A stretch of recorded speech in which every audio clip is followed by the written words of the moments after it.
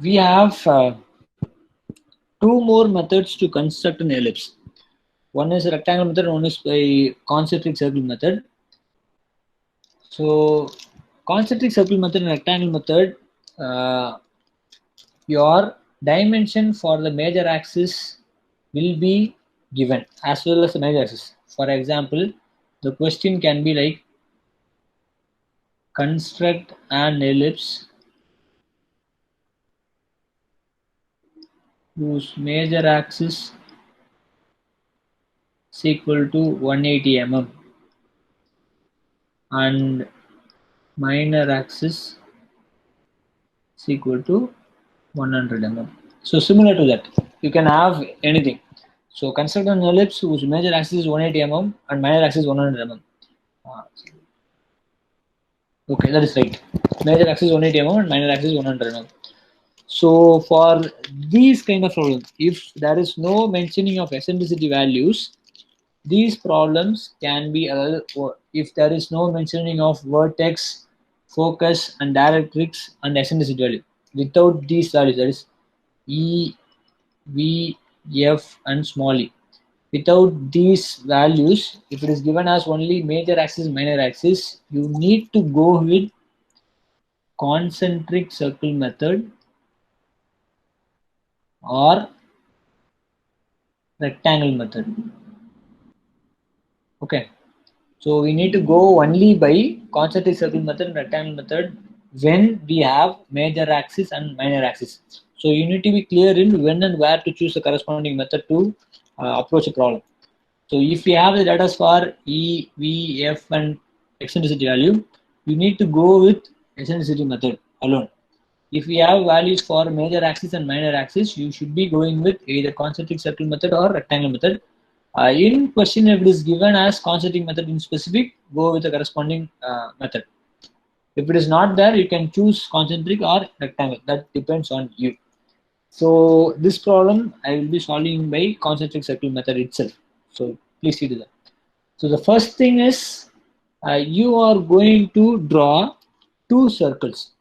One is of diameter of major axis length and diameter of minor axis length, the second thing. So for that, I'm going to construct two circles. So this outer circle should be of diameter 180 mm and the inner circle should be of diameter 100 mm.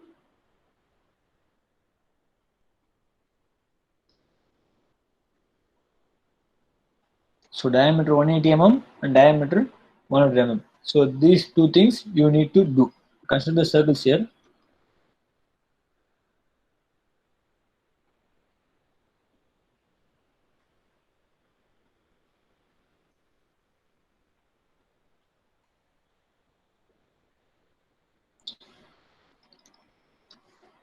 So next step, divide all those circles into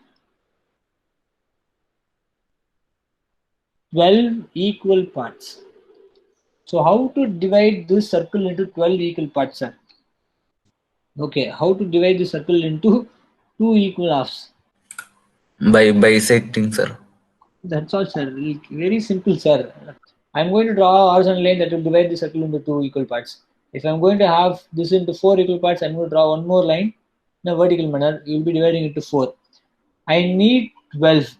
So what I can do is I'm going to divide this by lines at an angle of inclination 30 degrees each. If I'm going to divide it by 45 degrees, I'll be getting how many parts, sir? If I'm going to divide it by 2 now, either vertical or horizontal. Okay. If I'm going to need 4 means I can go with one more vertical line. So this is by 4. If I'm going to draw a lines inclined at 45 degrees each, how it will be? 8 8, sir, 8. parts. 8 divisions. உங்களோட clock analog clockல we have 12 divisions of a circle தானே. So what is the angle of divisions for each? 30 degree. 30 degrees, sir, that's all. So I'm going to divide into 12 equal parts by having the inclination as 30 degrees. So clear, sir? So by this way, I'm going to divide by 12 parts. Done. So next, I'm going to give notations 1, 2, 3, and up to 12, as well as 1, 2, 3, 1 dash, 2 dash, 2 dash, 3 dash, and goes up to 12. So outer circle wherever it meets your corresponding line. So assume that we have 9 up to here and 3 over here also. 1, 2, 3, 4, 5 goes on the outer circle, and 1 dash, 2 dash, 3 dash goes on the inner circle. Okay, so I have total 24 points here. Clear? Okay, then the next steps, what I will do is you are going to draw vertical lines from outer circle. You try to remember this alone. Similarly, horizontal lines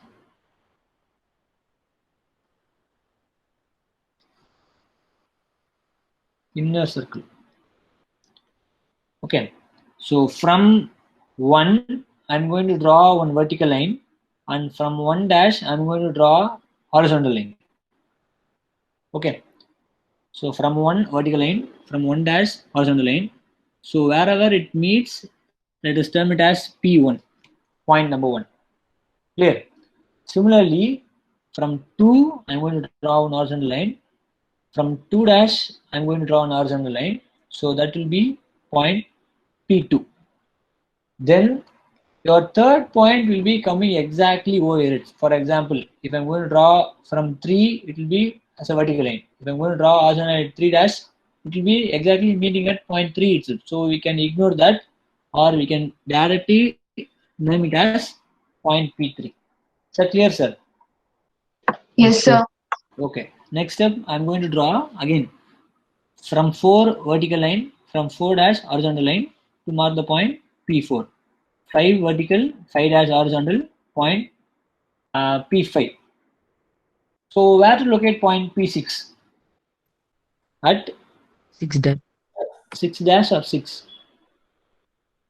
6. Okay. This should be consisting, we are going to construct an ellipse, sir. So what we are going to do is we are going to draw one vertical from 6. Okay. Then horizontal from 6 dash, it will meet at only 6. So we can term it as P6. For 7 also it is same. Vertical, horizontal from 7 dash and vertical from 7. That will be giving you a point P7. Similarly, horizontal vertical P8, P9, P10, P11, P12. So we have 12 points which corresponds to an ellipse. So join those 12 points, you'll be getting an ellipse.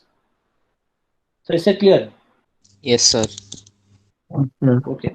So I will repeat once again. Yes, sir. Please try to follow. So this kind of methods can be used only when we have the values for major axis and minor axis. If we have the value for directrix, vertex, focus, and eccentricity, you should not be using this. We are going to use only by eccentricity method. When we have the values for major axis and minor axis, we can go ahead with concentric circle method or rectangle method. So we are going through concentric circle method here. So first, construct two circles which is of diameter as major axis as well as your minor axis. So for our case, we have 180 mm as major axis and 100 mm as minor axis. So draw two circles of diameter 180 mm. Diameter 180 na, what is the radius, sir? 90 mm. Yes, measure 90 mm and construct as a radius, with that as radius, construct a circle. And constructing these two circles, divide that circle into 12 equal parts. So for that, what I said is, try to draw inclined lines at an angle of 30 degrees. You can divide the circle into 12 equal parts. Okay. So after dividing, term the points. That is, wherever the inclined line meets your circle, outer circle, term it as 1, 2, 3 and up to 12. Similarly, 1 dash, 2 dash, 3 dash up to 12 dash for inner circle. Wherever the divisions which we drawn with the angle of 30 degrees meets a circle, name the terms. Then from the points at the outer circle, try to draw a vertical line. And from the points at the inner circle, try to draw horizontal line. So wherever these two meets, term it as P1, P2, P3 and it goes on. So those are the points for ellipse. For example, from 1, draw one vertical line. From 1 dash, draw one horizontal line. Term it as point P1. Similarly, from 2 vertical line, 2 dash horizontal line, try to term it as P3. Again, at 3 and 3 dash, it will meet only at 3 dash, so term it as P3 and it goes on. Try to have 12 points, P1, P1, P2 and it goes on up to P12. Try to join it by freehand. Your curve will be an ellipse. Here also your ellipse and all the notations 1, 2, 3, 1 dash, 2 dash, P1, P2, P3, everything should be in SB pencils. All the others should be in 2H pencils. Two parameters are missing here. One is dimensions, and other thing is your all dimensions are in mm. So for dimensioning this, you can go with. So I'm going to choose this line here. No need to do any extra constructions. I'm going to choose this line here. Construct, then draw an extension line and a horizontal line. And term it as dia 180. Similar to that, we are going to dimension this smaller circle.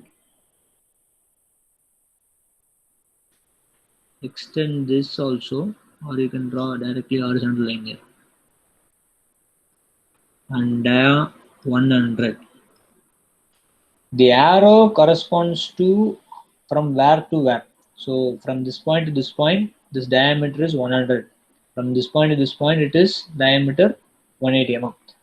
Then you need to have this statement also. All dimensions are in mm. Okay, sir, whether this is clear? How to construct an ellipse using your concentric circle methods?